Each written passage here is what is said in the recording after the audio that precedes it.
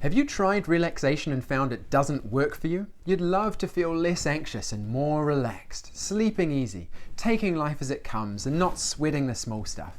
Well, I'm here to tell you that it's not because you're no good at relaxation. It's because of only using it when feeling anxious. Well, of course I'm only using it when I'm feeling anxious, Michael. That's when I need to calm myself down. The issue with this is something called our adrenal baseline. When you feel frequently stressed, what has happened is that this has become elevated. Adrenal spikes or anxiety are happening off this higher baseline.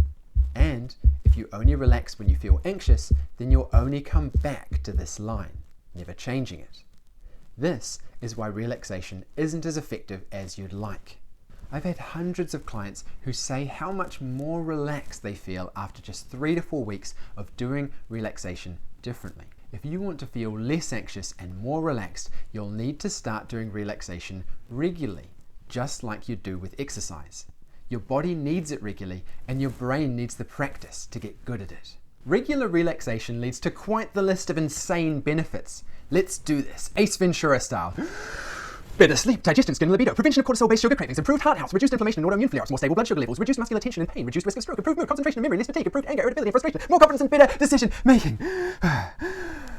I'm Michael Burrows. I'm a clinical psychologist and anxiety specialist. Today, I'm going to clear up this whole relaxation thing for you. And I'm also going to include a free relaxation exercise for you to download and listen to, so you can get started on getting more relaxed. First up, you're going to need to know about your adrenal baseline. If we've got a graph of adrenaline from 0, completely relaxed, to 100, full adrenal saturation in the blood, then anxiety looks like this. You have the release of adrenaline to help you escape, then either you escape or nothing bad seems to be happening, false alarm, and adrenaline curves back down. At this level, you probably wouldn't even notice that you're feeling anxious, but most of us aren't sitting around 0. Super chill.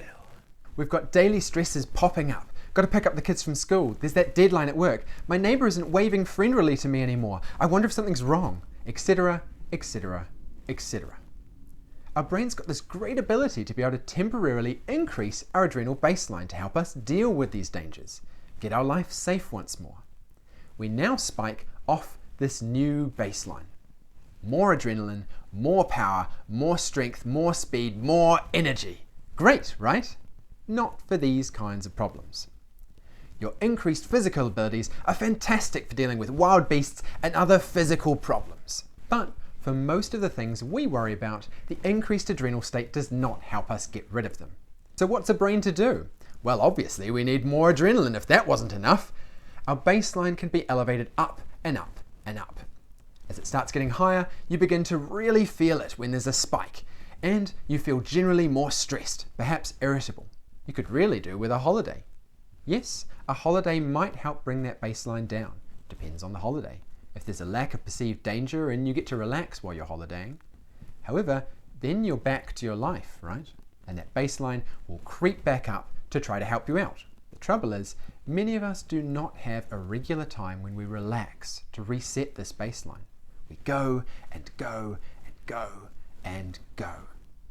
Wait a second, Michael, what about Netflix and chill? I grab a cold one and relax after work most days. Okay, check this out.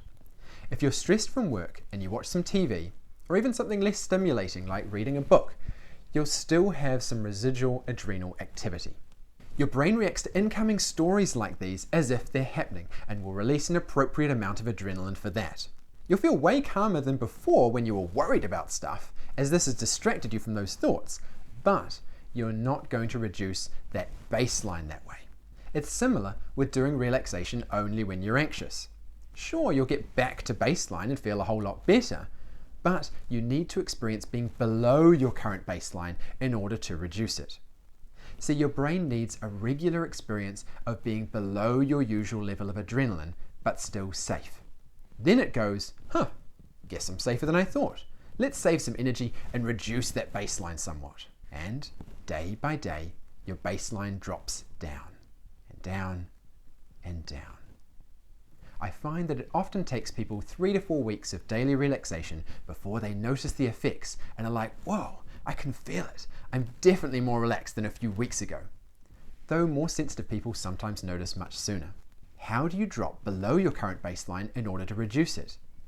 Regular daily relaxation. Stay with me. When you do relaxation regularly, you plan it into your day. You're more likely to get more relaxation that way instead of doing it when you feel like it. Plus, you're going to be relaxing because it's the time you've decided to relax, not because you're feeling anxious. When you're feeling anxious, you're at the top of an adrenal spike, and it's that much harder to get below your baseline. There are many relaxation methods you can utilize to signal to your central nervous system to wind down and relax. A very efficient method is through relaxation exercises. These are tried and true, well-researched techniques that you can employ to consistently achieve relaxation. You can achieve a relaxed state with only 5 minutes of your time, and you can do them anywhere with no equipment. My personal favorite is the Progressive Muscle Relaxation. You progressively go through each major muscle group, tensing and then relaxing as you go. This is especially useful if you've been finding that you have tense muscles or fatigue due to anxiety. It's also one of the easiest relaxation techniques to concentrate on without getting distracted by other thoughts, as it's quite a novel exercise. I've put a link down below for you to download and listen to this fantastic exercise. Given all the amazing benefits for physical and mental health, I highly recommend starting on daily relaxation practice.